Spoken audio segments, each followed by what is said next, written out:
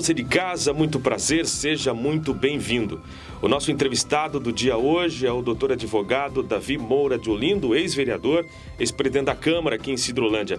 E o assunto em pauta é a Operação Omertá, que na última semana prendeu o ex-deputado estadual Gerson Domingos e conselheiro do Tribunal de Contas, o doutor Davi Olindo, que advoga para uma das partes envolvidas neste processo da Operação Omertá.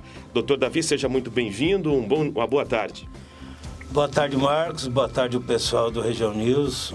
Muito obrigado pela oportunidade e é sempre um prazer estar aqui. Doutor, transcorrido quase um ano após a Operação Omertá, o que o senhor, como advogado de Jamil Nami, tem a dizer a respeito deste caso? Marcos, a Operação Omertá é um produto de laboratório. Ela foi criada a partir da prisão de um conjunto de armas na mão de um dos acusados, que não sou eu que defendo. Esse acusado prestava serviços ao Jamilzinho, filho do seu Jamil Nami. E aí, diante de uma série de gravações de conversa de peão, acabou criando a ideia de que havia uma OCRIM responsável por isso. Contribuiu para esta situação as gravações obtidas do Jamilzinho, que é um aloprado, um cara que bebe, se dopa, toma muito psicotrópico, e aí ele tem vontade de ser reconhecido como um valente, como um temido. Diante disso ficou célere uma frase que ele falou para a ex-mulher dele, de certo no momento de despeito, em que ele disse: eu sou dono da matilha. Eu nem sabia o que era matilha, depois eu fui aprender. E vai morrer de picolezeiro a governador. E eu dei graças a Deus pelos catadores de latinha, né, que ficou fora. E, por fim, houve um assassinato que causou muito clamor social, porque mataram um jovem estudante de direito, filho do Paulo Xavier, um ex-policial. Juntando essas peças e com as denúncias do Paulo Xavier, e tendo em vista uma rixa entre o Dr. Peró e o Jamilzinho por conta de uma desavença entre o Jamilzinho e o irmão dele, criaram todo um quadro de terrorismo, de banditismo, e culminou com a prisão do seu Jamil Nami, do Jamilzinho e das pessoas que gravitavam em volta dele na casa. Ainda por conta desse temor que lançaram na sociedade, nessa situação toda, pegaram daqui do Mato Grosso do Sul um velho de 82 anos, que já era doente, que já tinha todo o problema do mundo, que inclusive ficou muito tempo sem encaminhar por causa da neuropatia. Levaram para um presídio de segurança máxima, um RDD, e agora transformaram esse homem num senil, um louco, porque ele está lá com 62 quilos, demente, não fala coisa com coisa, e a Operação Omertá, então, criou para o estado de Mato Grosso do Sul a falsa ideia de que há uma organização criminosa aqui no estado e que essa organização criminosa, que tem como finalidade cometer crimes e até assassinatos, seja dirigido, e fala de forma genérica. Não separa o louco do Jamilzinho do velho Jamil Nami.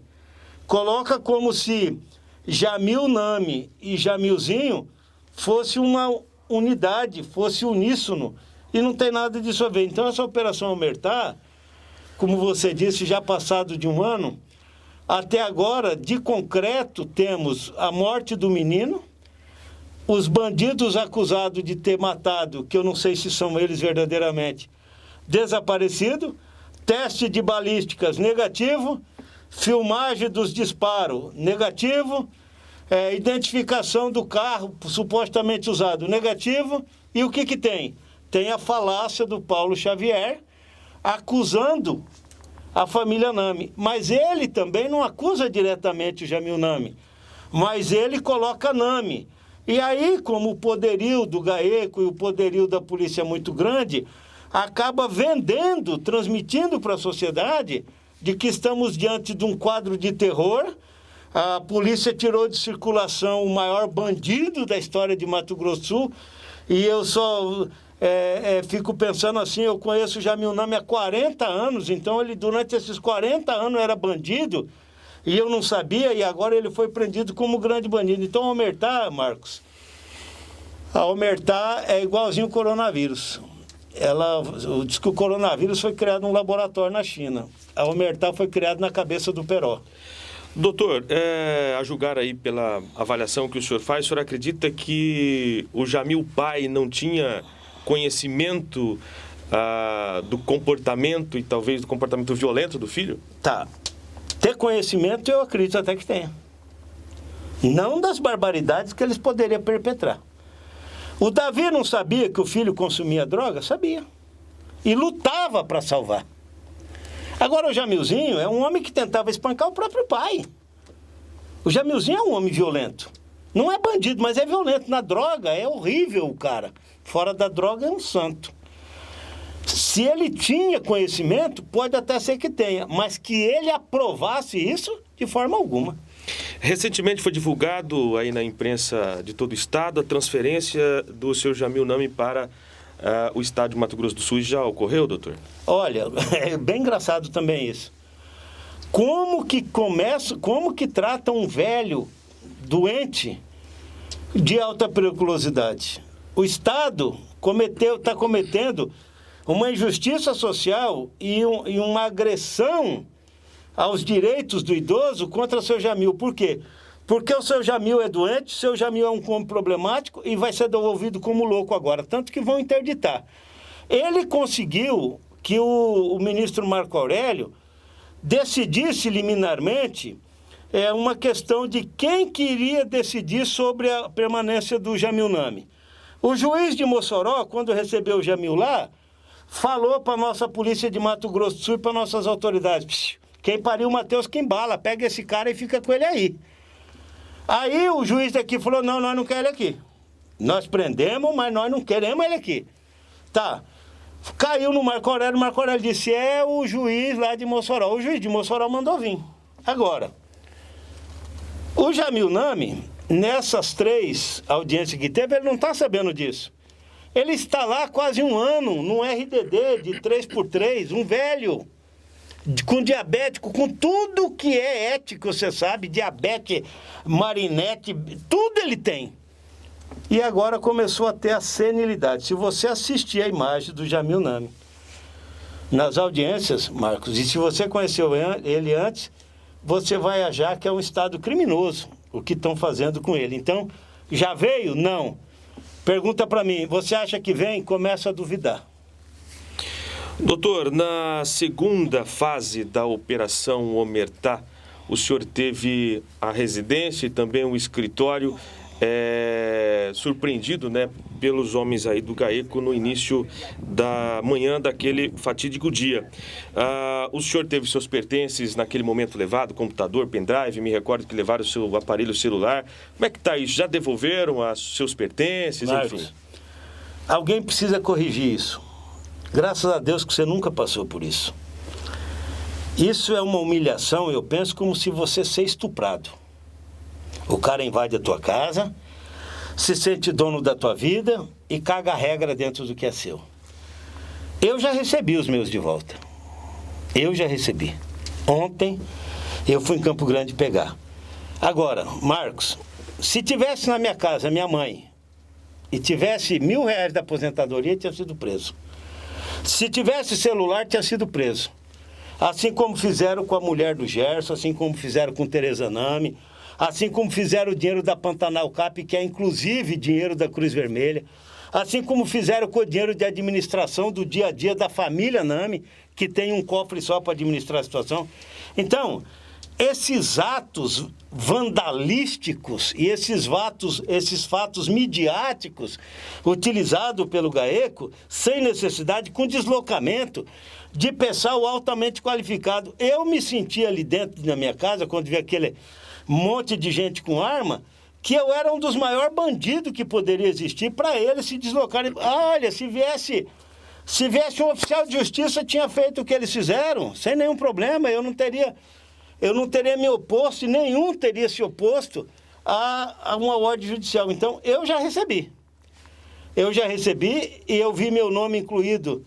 E eu não fui. E lá naquela oportunidade, não era só busca e apreensão, eles pediram a prisão da gente. Pediram a prisão. De todos aqueles, eles pediram a prisão. Mas eu, graças a Deus, já peguei os meus pertences e a minha vida vai tentar agora voltar à regularidade. Agora, doutor, o senhor na condição de advogado, né, do senhor Jamil Nami, não só a relação profissional, como o senhor mesmo disse no início do nosso bate-papo, são mais de 40 anos que o senhor tem de convivência, de amizade, enfim, e, obviamente, o senhor partilhava, né, de um relacionamento, abro aspas, estreito com os familiares do seu Jamil Nami.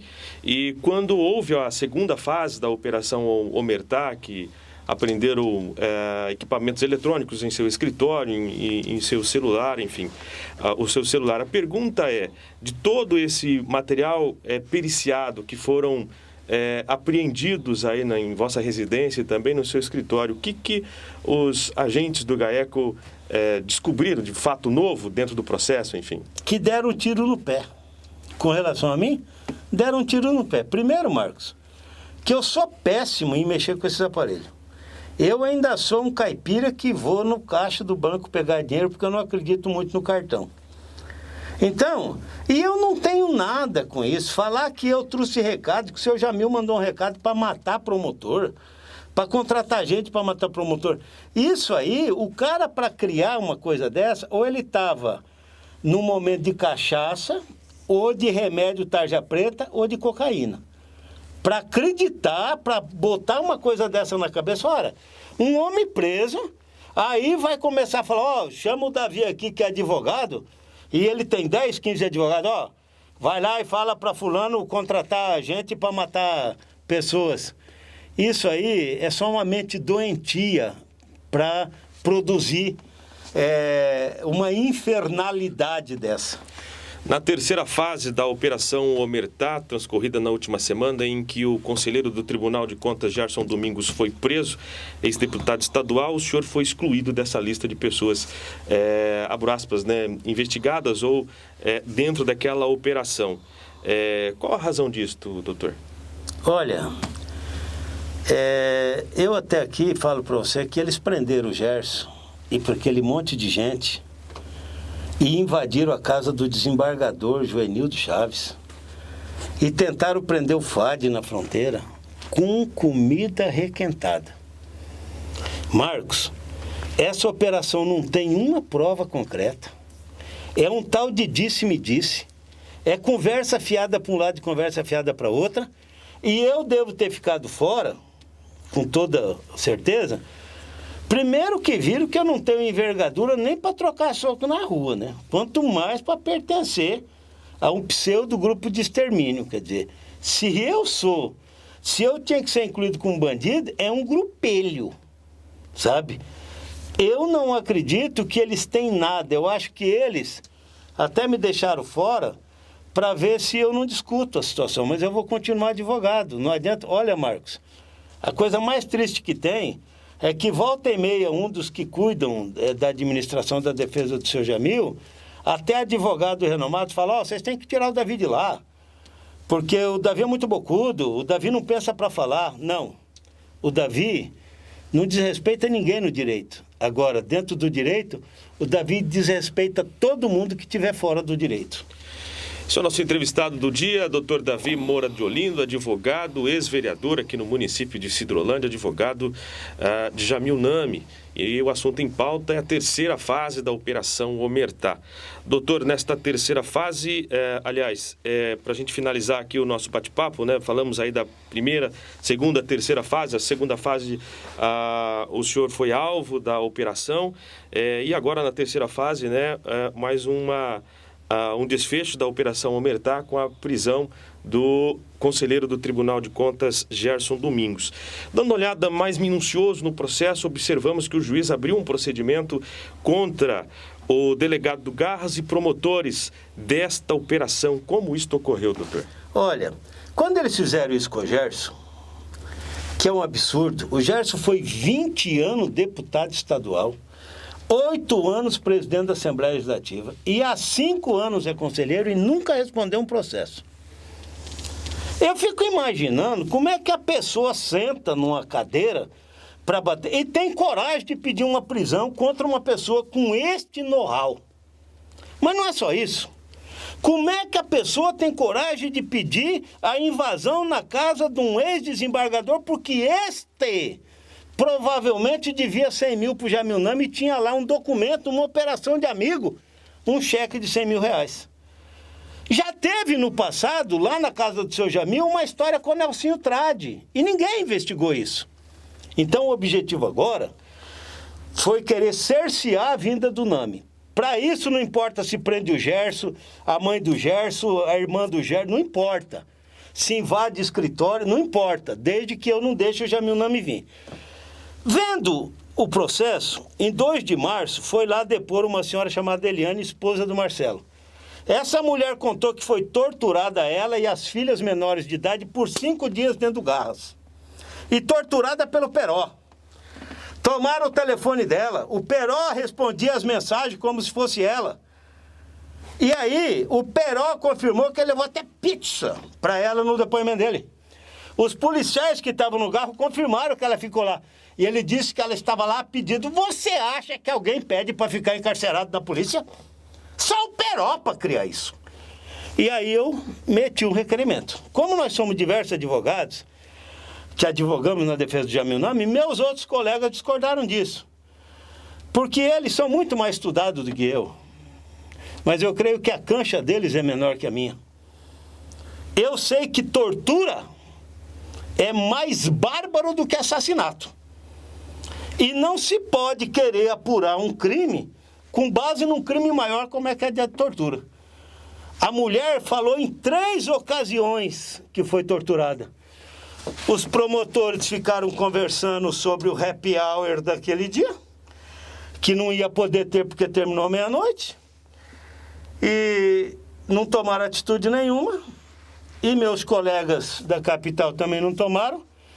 Eu atravessei uma petição, porque conheço o doutor Aloysio, e o doutor Aloysio deferiu essa petição, mandando abrir procedimento contra o Peró e contra os promotores. Eu pedi ainda para mandar para o Conselho Nacional do Ministério Público e pedi que o processo fosse trancado. Ele está esperando o parecer do Ministério Público para dizer se vai ou não. E se ele não parar o processo, eu vou no STF para trancar. Porque não pode... As pessoas acham, mas soltaram o fulano. Olha, gente, existe um jeito de conduzir a coisa. Você não pode atropelar a lei para querer impor a lei. Não é assim. Eu estudei para isso. Então eu não tenho dúvida nenhuma. Negou. Não parou o processo. É assim, investigação de paternidade. Está tendo aí um inventário e eu venho e digo, sou filho do morto. O processo não pode continuar. Para o processo, vamos ver se ele é filho. Porque se ele é filho, tem que vir para o rolo. Assim é no crime. Ora, o senhor está me processando com a prova ilícita que é obtida através de tortura. Se isso ficar provado, acaba o processo. Que é isso? Como é que vai fazer um processo contra uma pessoa com base numa prova obtida no sarrafo do Peró? Não pode. E aí a mulher ainda disse que levava as crianças para dentro do presídio, onde estava o Marcelo, e chegava lá e sentava o pau no cara na frente das crianças, as crianças choravam e falavam, fala, filho, para o seu pai falar o que o titio está querendo ouvir. Eu imagino o titio daquele. E sem conselheiro tutelar.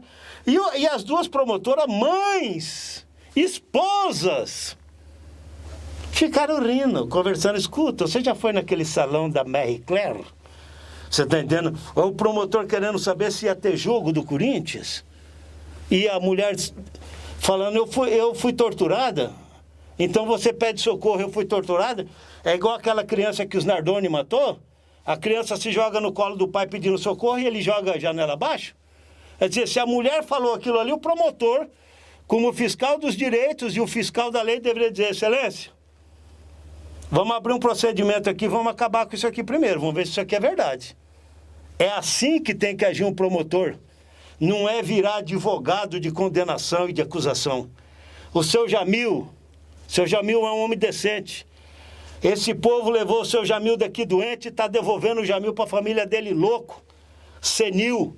Um homem que não sabe o que fala, chegou a besteira de numa audiência. Você acha que um homem são vai dizer, seu juiz, fala lá para fulano que se ele me sortar eu faço isso. É a história dos 600 milhões. 600 mil que saiu na imprensa hoje. E aí as pessoas colocam como se o seu Jamil está passando por cima dele. Primeiro que eu não acredito que ele tem 600 milhões. Agora, quem que vai acreditar que isso não é senilidade? E nada disso está convencendo, a não ser o ministro Marco Aurélio, né, dessa situação. Então, esse é o quadro, Marcos. Se era isso que você queria ouvir de mim, esse é o quadro. Para finalizar o nosso bate-papo, doutor, então, o senhor, de posse, obviamente, né, desta petição acatada pelo juiz, o senhor pediu aí a suspensão desse processo até se apurar essa tortura. Exato. E não dá para ver. Não deu, eu vou para cima. Posso perder. A minha vida não é só de vitória. No júri, não. No júri, a conversa é um pouquinho diferente. É depois das 15. Entendeu? Agora, no processo, não. No processo, cada um... Agora, eu acredito muito no doutor Aloysio. O doutor Aloysio é sensato, é corajoso. Ele não queria parar o processo. Ele está indignado com os presos lá. Porque isso é uma afronta, rapaz. Não tem uma coisa concreta, não tem um julgamento e o cara está 9 meses lá com um bandido. Condenado. Eu não estou condenado? Você é jornalista daqui, o mais importante jornalista de Sidrolândia. Seu canal é o canal mais importante aqui do nosso sudoeste. Eu não estou condenado? Claro que estou. Adianta falar que me devolveram tudo?